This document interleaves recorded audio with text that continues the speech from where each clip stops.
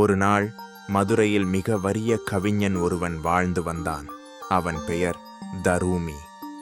அவன் மிகவும் ஏழ்மை நிலையில் வாழ்ந்து வந்தான். அப்போது அரண்மனையில் ஒரு பெரிய அறிவிப்பு வந்தது.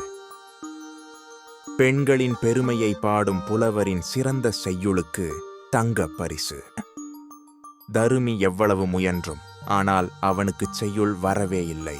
அவன் மிகவும் வேதனை அடைந்தான். அப்போது அவன் கண்ணீருடன் கோவிலுக்கு சென்று பிரார்த்தித்தான். அந்த நொடியில் ஒரு சாதாரண புலவர் போல தோன்றி அவனிடம் ஒரு செய்யுளை கொடுத்தார் சிவபெருமான்.